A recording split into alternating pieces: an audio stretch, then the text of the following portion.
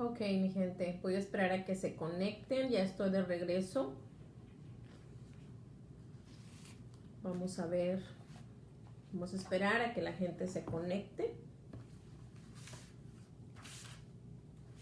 Aquí con ustedes la licenciada Dolores Tapia desde Molina, Illinois.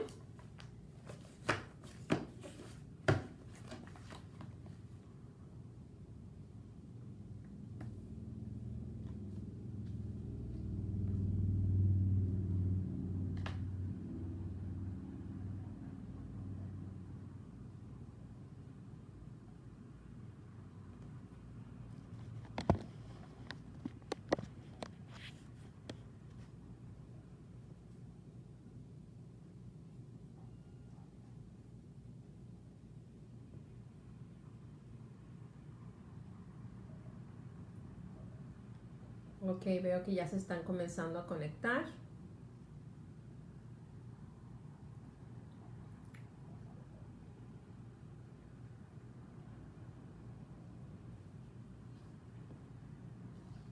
Vamos a esperar unos minutos más. Mientras tanto, otra vez, desearles feliz Día de los Padres a las personas que son padres, ¿verdad? Happy Father's Day to the people, that are going to connect or they're connected. Hope you're enjoying your day. It's such a beautiful day. Okay, so my presentation is going to be about defer action for childhood arrivals. Se trata de la acción diferida de la decisión que hizo la Corte Suprema. También vamos a cubrir eso y vamos a cubrir qué es lo que está diciendo el Departamento de Inmigración, conocido como USCIS. Y también vamos a explicar los requisitos para aquellos que no alcanzaron a aplicar porque no tenían la edad o tenían miedo y no aplicaron. Vamos a cubrir otra vez los requisitos que fueron establecidos desde que el presidente Obama comenzó el programa. Bueno, entonces voy a comenzar a cubrir la decisión que hizo la Corte Suprema. En realidad, esta demanda no fue solamente una demanda, fue un grupo de demandas que se llevaron a cabo en California, en Texas y en Washington, D.C. La Corte Suprema las consolidó el año pasado y escuchó argumentos en noviembre. Entonces dio la decisión este jueves y aunque mucha gente está muy contenta por la decisión, claro que estoy contenta, pero al haber leído detalladamente la decisión de la Corte Suprema me preocupa. Me preocupa porque siento que el juez Roberts, que es el juez mayor de la Corte Suprema de los Estados Unidos, como que le da una idea al presidente en unas sugerencias en cómo él ve que pudiera terminar el programa. Pero entonces vamos a analizar un poquito la decisión. Entonces, parte de lo que dice la Corte Suprema es lo siguiente. Dice, el razonamiento que usó la administración era un razonamiento circular. O sea, ¿qué fue lo que hicieron?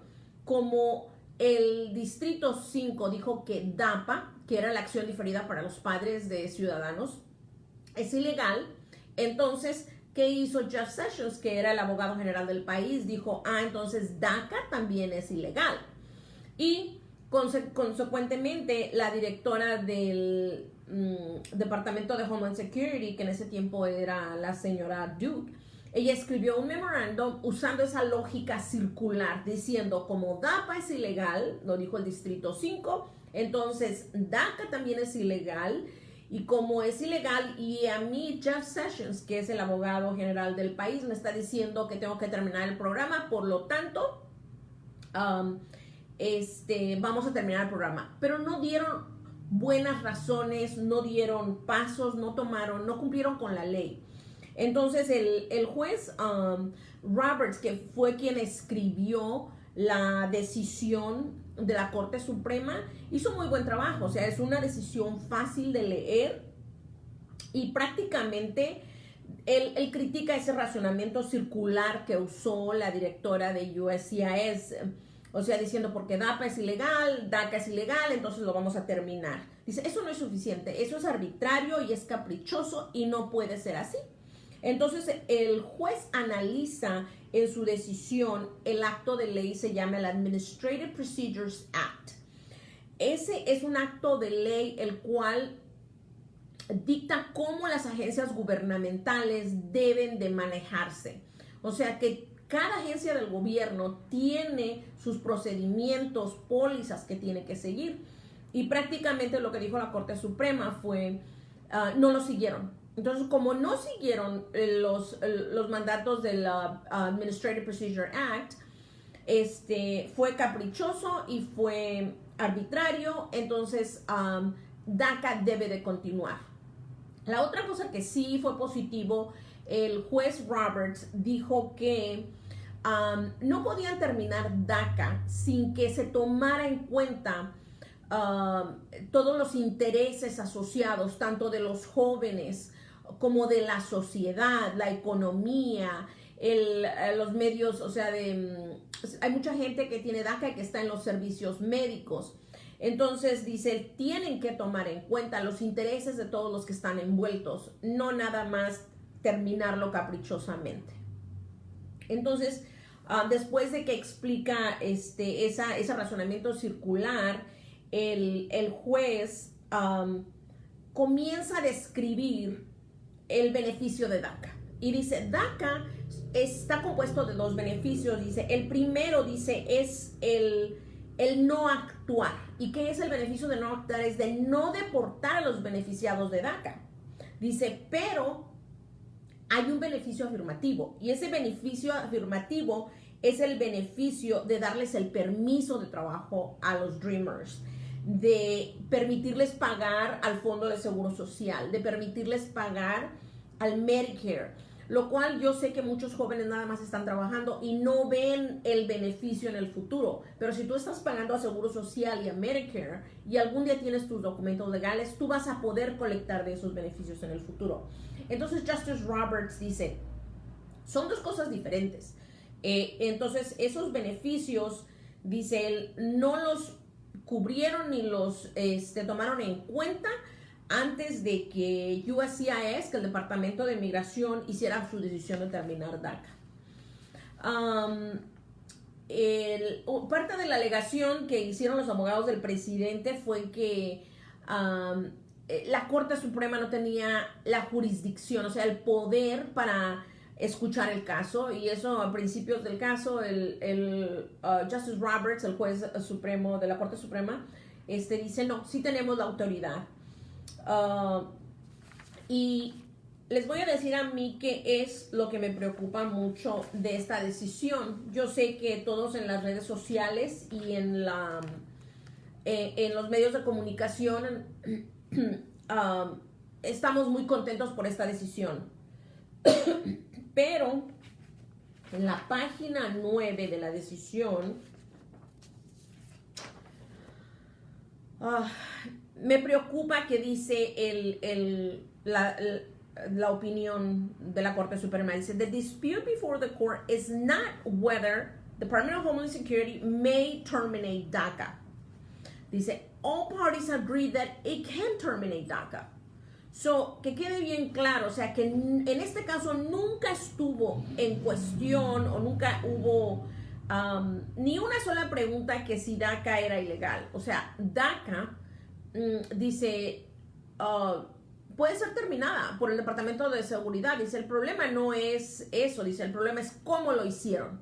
Y si lo hacen correctamente, en una segunda vez o en un segundo caso, si Donald Trump se reelige, eso quiere decir que pues pueden quitar DACA. Eso no me gustó nada, obviamente, es la verdad. Mucha gente me pregunta con frecuencia qué era mi opinión antes de que la Corte Suprema, y yo les decía que me preocupa mucho porque yo sé que DACA fue otorgada por el presidente Obama bajo el executive power, el poder ejecutivo de su oficina, y como tal, Donald Trump también tiene el mismo poder ejecutivo para retirarlo. Y esa es la cuestión, ¿verdad?, en esta situación. Ahora, lo que más me molesta de esta decisión es lo siguiente, que siento que la Corte Suprema le cerró un ojito a Donald Trump y le dice, no lo hiciste bien, no terminaste bien DACA. Pero aquí te voy a dar una idea en cómo terminar DACA apropiadamente. Y la verdad que yo cuando leí esa parte de la opinión, o sea, me quedé hasta escalofrío me dio porque digo, qué horror que la Corte Suprema, o sea, le esté como quien dice dándole ideas a la administración, donde le dice que, bueno, como hay aquí dos beneficios, el de defer action, o sea, el de posponer la deportación, y segundo es el de los beneficios, como que le sugiere a la administración, y yo sé que no es fácil de leer, pero como que les está dando una idea de que, ¿qué tal si nada más no los deportas, pero no les des el permiso de trabajo? No les dejes que paguen al seguro social, no les dejes que se beneficien de Medicare. Para mí, hasta el aire se me fue, and I'm like, no, that would be horrible. ¿Cómo se les puede ocurrir de hacer algo así? Por eso es que yo pienso que la sociedad americana que apoyan este programa tienen que salir a votar, aquellos que pueden votar, para evitar que Donald Trump se reelija, porque si Donald Trump se reelige, garantícenlo que van a volver a atacar el programa para prevenir que continúe. Entonces, esa parte de la decisión donde Justice Roberts sugiere que esa dualidad, ¿verdad?, donde separa los beneficios entre la acción diferida de no deportarlos y los beneficios, me dejó, o sea, con la boca abierta, muy molesta y muy descontenta. Yo no dudaría que en el futuro la administración hiciera lo que Justice Roberts sugiere. Aún así, tienen que navegar con el hecho de que Justice Roberts dice en su opinión que tienen que tomar en cuenta los intereses de las partes envueltas. El juez de la Corte Suprema va en detalle y habla del impacto que tendría en la economía. O sea, porque sirvió mucho todos los jóvenes que fueron a testificar a Washington con sus historias, ¿verdad? Como parece que sí les causó un buen impacto a los jueces. La decisión, hubo una cuarta parte en la decisión donde de los 5 jueces que votaron a favor, 4, o sea, definitivamente estuvieron de acuerdo, pero la juez latina Sotomayor dice, yo no estoy de acuerdo con la decisión de la mayoría, en inglés dice the plurality, dice de que hayan descontado esa cuarta parte de la demanda. Y en esa cuarta parte de la demanda en California decía que había discriminación, que la administración estaba violando la quinta cláusula, enmienda de la Constitución, porque esa enmienda demanda que todos sean tratados igualmente. Entonces dice, los mexicanos están siendo atacados. ¿Y saben por qué? Porque 78% de las gentes que tienen, de los jóvenes que tienen DACA, son mexicanos. Entonces, la demanda de California trató de hacer esa asociación, pero Justice Roberts y la mayoría lo descartaron. Dijeron, no, es que los comentarios de Donald Trump al respecto de los mexicanos es una cosa del pasado. No, él no estaba en el contexto de DACA. Eso lo dijo él durante la campaña. O sea que, como quien dice, Justice Roberts nada más dice, eso no estuvo bien, Donald Trump, que lo hayas dicho, pero dice, no, aquí no hay discriminación contra los mexicanos. La jueza Sotomayor dice, no, dice, debimos de haberles permitido que procedieran con esa alegación y dejarlos que lo exploraran en las cortes menores. Entonces ahorita lo que ha sucedido es prácticamente, y no tuve tiempo de leer todas las opiniones en desacuerdo, ¿verdad?, de los otros 4 jueces que estuvieron en desacuerdo. Es mucho material para leer, solamente leí la opinión principal, y como les digo, me preocupa esa idea que sacó el juez Roberts de que se divida DACA. Ahora, lo siguiente, vamos a cubrir lo siguiente es, pues el público está muy ansioso, y inmediatamente las preguntas de cuándo van a continuar con nuevas aplicaciones. Y para eso me apoyé, soy miembro de AILA, the American Immigration Lawyers Association, y ellos pusieron un comunicado donde dice qué es lo que va a pasar enseguida. Y dicen, pues, sus renovaciones van a seguir. Ustedes pueden seguir renovando como siempre lo han hecho. Ahora, hay muchos jóvenes que por desidia, porque no tenían el dinero, no renovaron y lo dejaron expirar. Y hace más de un año que no lo renuevan.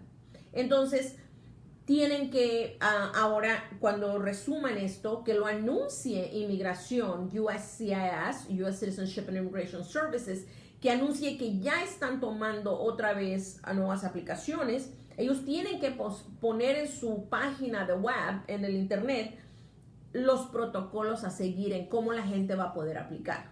Entonces, más adelante voy a cubrir los requisitos tal y como estaban cuando el presidente Obama aprobó DACA en el 2012. Pero ahorita la agencia, esta organización que todos los abogados de inmigración pertenecemos, da un warning. Dice, no se adelanten a meter aplicaciones. ¿Por qué? Porque no sabemos si inmigración, si US Citizenship and Immigration Services va inmediatamente a regresar y tratar de rescindir DACA, de parar DACA otra vez. Entonces, si tú mandas una aplicación un poco temprano y un poco acelerado, entonces, dice, puede hacer que tu aplicación te la nieguen, puede hacer que te quedes atorado en lo que los casos están en la corte otra vez. Porque, o sea, si ellos vuelven a rescindir DACA inmediatamente, que no hay mucho tiempo, o sea, Donald Trump ahorita está más enfocado en reelegirse, pero el director del Department of Homeland Security estuvo hoy en la mañana en las noticias en un programa que se llama Face the Nation, y prácticamente lo que dijo fue que iban a desmenuzar, a leer bien la decisión de la Corte Suprema, y él insiste, este programa es ilegal y yo tengo que seguir la ley. Como es ilegal, o sea, lo tenemos que quitar. Entonces, el comentario que puso el director de Homeland Security, de Seguridad Nacional, no es muy animante. Por lo contrario, fue un comentario que postearon en el US Citizenship and Immigration Service webpage, donde él está usando el término ilegal, en vez de undocumented, para decir que como este programa es ilegal, ellos no van a obedecer. Casi así lee el mensaje, que no van a obedecer la Corte Suprema, la decisión de la Corte Suprema, pero no la pueden desobedecer. Tienen que seguir los protocolos que dicta el Administrative Procedures Act. Dice, yo sé que muchas personas ahorita, una pregunta que está haciendo mucho el público es lo del parole, advanced parole. Muchas personas me preguntan si van a resumir el dar permisos para viajar fuera del país. La orden de la Corte Suprema dicta que deben de resumir el programa tal y como estaba anteriormente. Y como estaba anteriormente, deberían de resumir dando permisos para viajar, que es el parole in place. Pero no hay garantía que USCIS va a obedecer y va a seguir el programa tal y como estaba bajo Obama. No han anunciado todavía en la página cuándo van a resumir el tomar nuevas aplicaciones, y hasta que no lo suban a la página, los protocolos a seguir, ¿verdad? Yo no recomendaría que nadie meta aplicaciones inmediatamente. Hay que esperar a que se aparezca en la página de USCIS. Entonces, la tercera parte de mi presentación se trata de explicarles más o menos los requisitos, ¿verdad? Que lo que una persona necesita, son los requisitos que necesita cumplir para poder aplicar para DACA. El primero es que el día 15 de junio del 2012, que es el día que el presidente Obama anuncia DACA, la persona tiene que tener menos de 31 años. Entonces, ¿qué quiere decir eso? Que si el día junio 15 del 2012 tú tenías 30 años, con 11 meses y con 15 días o 16 días, 29 días, todavía llenas ese requisito. Pero si en junio 15 ya cumpliste los 31, ya no llenas ese requisito y no calificas para DACA. By the way, la extensión que el presidente Obama había ofrecido sí iba a deshacerse de ese requisito, pero la cancelaron. O sea, eso fue completamente, lo terminaron, no, la extensión de DACA no se llevó a cabo. Tienes que haber llegado al país, a los Estados Unidos, antes de cumplir los 16 años y son muy estrictos en ese requisito. A una servidora de ustedes hizo muchísimas aplicaciones de DACA, creo que dejé de contar después que llevaba como 1200 y pico aplicaciones, porque en ese tiempo me navegaba mucho en Sur Chicago y hacía aplicaciones desde Indiana, del Sur Chicago, acá en Iowa, en Western Illinois, en Moline. Entonces teníamos aplicaciones inclusive ahora tenemos muchas personas de otros estados también. Pero en esas tantas aplicaciones, una de las pocas que me negaron fue una situación donde la persona llegó aquí antes de los 16, pero no tenía ni un solo documento para probar que había llegado antes de los 16. Para calificar para DACA, tienes que poder probar en papelería o de alguna otra manera que llegaste antes de los 16. Tienes que probar que has vivido en los Estados Unidos continuamente desde junio 15 del 2007. Como se pueden imaginar que, o sea, eso ahora va a ser más difícil de probarlo porque cuando salió en el 2012, 2013, 2014, ¿verdad? Pues no era tantos años, eran 5 años en el 2012, pero después va subiendo a 6, a 7. Entonces ahorita una persona que quiera someter una nueva aplicación tiene que probar que está aquí desde junio 15 del 2007 hasta el día que aplique, que puede ser el 2020. Y estamos hablando de 13 años. Y es ahí donde los jóvenes batallan mucho con la papelería porque no siempre mantienen records. Es muy fácil para los que estuvieron atendiendo la high school o tienen su primaria, ¿verdad? Para probarlo, o si fueron al colegio, y así puedes probar presencia continua, porque a lo que yo recuerdo, lo máximo que nos permitían eran 3 meses de ausencia. De lo contrario, nos mandaban un request for evidence. Tienes que probar que estabas presente en el país el día junio 15 del 2012. Eso se nos hacía difícil porque había muchos jóvenes que pues no tenían una prueba, un documento para probar que estaban presentes aquí en el país ese día, pero sí muchos jóvenes tenían, por ejemplo, que fueron a Great America, que fueron al cine y tenían los tickets, que fueron a un concierto. Muchos de los jóvenes lo probaron con su fecha de graduación. No tiene que ser exactamente, pero lo más cerca posible a junio 15 del 2012, que fue el día que el presidente Obama anunció el programa. Tienes que estar en la escuela o haber graduado la high school. Aquellos que ya graduaron la high school no necesitan regresar al colegio. Si tienes la high school con tus calificaciones, tus transcripts de la high school y tu diploma, con eso lo puedes probar. Pero si no fuiste a la secundaria o porque llegaste aquí ya más mayor, puedes regresar a la escuela y tomar tu GED, y con las pruebas de que estás atendiendo el GED, con eso te pueden dar DACA si llenas los otros requisitos. Ok. All right. La siguiente es un poquito complicado porque se trata de que no debes de tener felonías ni crímenes significativos. Y ahí está un poquito confuso porque ellos hicieron una lista que le llaman ellos significant misdemeanors. Por ejemplo, el tener posesión de marihuana, de drogas, que no necesariamente son felonías. Dijeron claramente, no puedes tener felonía. Pero si tienes significant misdemeanors, incluyendo un DUI, no calificas para DACA. ¿Ok? El otro, con respecto a crímenes, es que no puedes tener más de 3 misdemeanors. Y o sea, que quiere decir que 3 misdemeanors, algo tonto, que estuviste haciendo graffiti, que te dieron un ticket por, I don't know, jaywalking, whatever.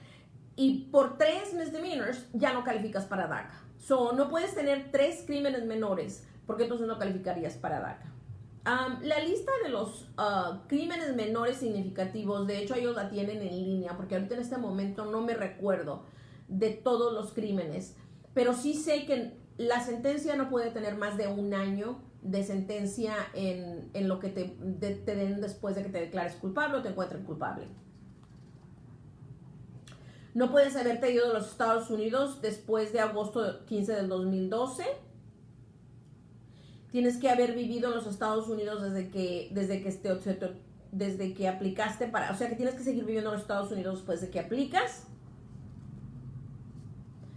Y eso es prácticamente los requisitos para poder aplicar para poder someter una aplicación de DACA inicial. Vamos a repasar. No haber tenido ser más joven de 31 años antes de junio 15 del 2012. Haber llegado a los Estados Unidos antes de los 16. Has vivido en los Estados Unidos desde junio 15 del 2007 y tienes que probarlo con pruebas en papel. Tienes que probar que estabas presente aquí en junio 15 del 2012. Que estás en la escuela o que ya graduaste. Tienes que probar que no tienes felonías, no tienes crímenes menores significativos o 3 crímenes menores. Que no te has ido de los Estados Unidos. Y eso cubre los requisitos. Ahora, cuando una persona va a someter una aplicación de DACA inicial, es mucho papeleo el que se tiene que colectar. Pero en cuestión de identidad, yo les recomiendo que tengan el acta de nacimiento, que tengan su matrícula consular, por ejemplo los que son de México, o su matrícula, su identificación de su país y pasaporte de preferencia. Después de eso, la presencia es algo que es bien difícil para probar, porque si la persona ha estado trabajando, no ha hecho impuestos, no tiene talones de cheque, se le hace muy difícil para probar su estancia en el país y las cosas se pueden complicar. Pero creo que por lo menos ya ahorita pueden, los que conocen familiares o tienen alguna persona en su familia que no alcanzó a aplicar, pueden comenzar a juntar los papeles que necesitan para poder meter una aplicación una vez que US Citizenship and Immigration Services ponga los protocolos que se tienen que seguir. En cuestión de dinero, todavía siguen cobrando $495 y las aplicaciones una vez que le otorgan el permiso de trabajo, va a seguir igual. La orden de la Corte Suprema no cambió nada. No anticipo yo que van a cambiar ninguna de las fechas. Ahorita no queda más que esperar. No sé si haya preguntas. Si alguien quiere hacerme alguna pregunta, este es el momento adecuado. Si quieren mandármela por texto, también me la pueden mandar al 708-654-2236. O si quieren darme la pregunta aquí en línea, también lo podemos hacer de esa manera. Pensé que había alguien que tenía una pregunta.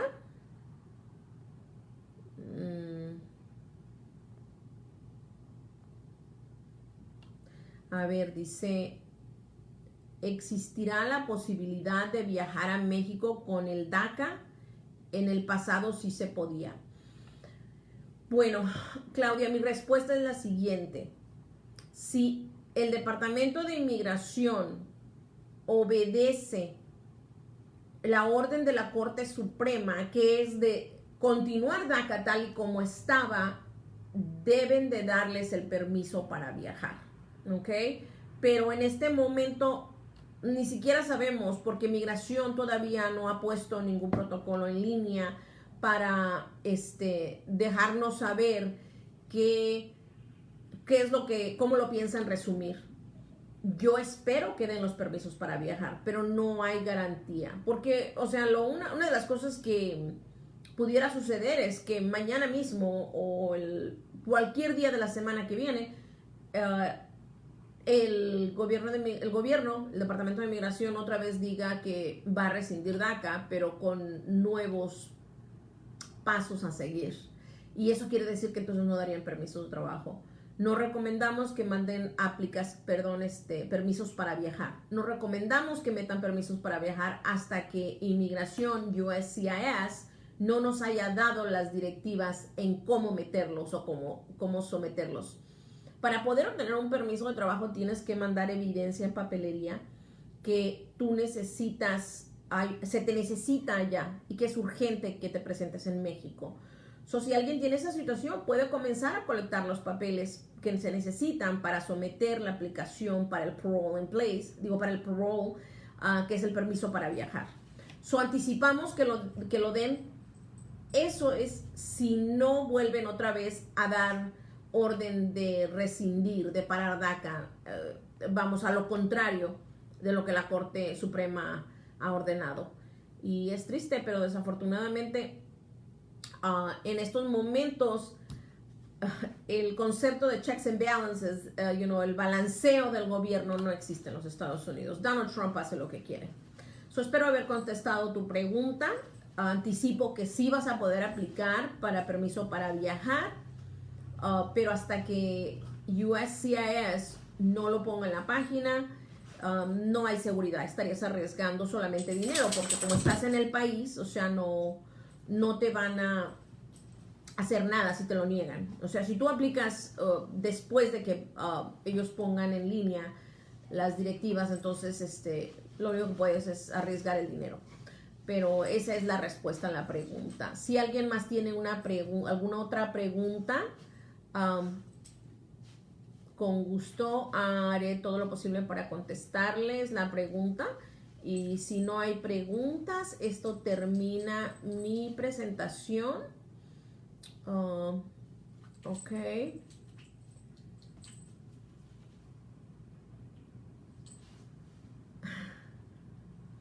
No, yo pienso, dice un comentario, dice, parece que hay muy pocas personas interesadas en saber de DACA. No es eso. Lo que pasa es que hoy no es el mejor día. Hoy es el Día de los Padres. La temperatura está fenomenal afuera. Mucha gente está ahorita en los parques, están disfrutando con su familia. No se lo achaco yo que no tengan interés. A la gente le interesa. Pero sí tengo que decir, y acabo de mencionar que el 78% de los que tienen DACA son mexicanos. Algo que me frustra con mi gente, y lo digo en buena onda, es que somos bien conformistas y que ya una vez que tenemos el beneficio, lo único que hacemos es trabajar y trabajar. Sin darnos cuenta que DACA es un beneficio bien delgadito. O sea que en realidad el que te pospongan la deportación y que te den nada más un permiso de trabajo no es nada. Tenemos que pelear por una reforma migratoria, pero cuando le propongo al público de pelear, la mayoría de la gente dice, no, tengo miedo que me deporten, yo no puedo salir a marchar. Y lo entiendo, pero hay otras maneras de pelear. Pero bueno, deja ver, hubo otra pregunta. Si tienes una enfermedad persistente y tienes medical, ¿te afectaría? Para el proceso de DACA no te afecta el que tengas algún servicio médico. Es bien importante saber, si una persona está recibiendo un servicio médico, es bien importante saber de dónde vienen los fondos.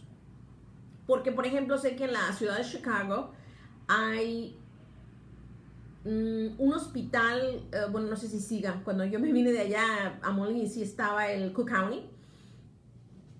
Y tengo entendido que los fondos de ese hospital vienen del condado, pero no estoy segura. Entonces, para DACA no te debe de afectar si estás recibiendo un servicio médico.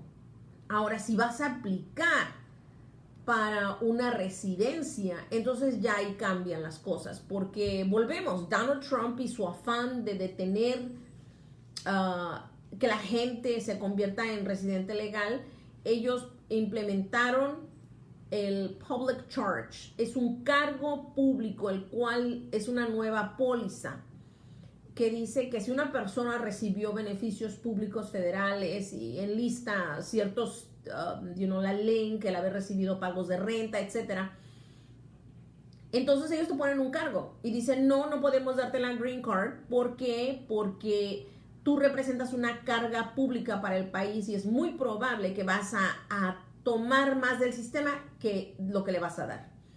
Entonces, para DACA no afecta, pero si es para una green card, entonces ya estamos hablando de un proceso completamente diferente y pudiera afectar dependiendo de dónde vienen los fondos monetarios del servicio que se te está dando. Ok, déjenme ver, parece que ya respondí.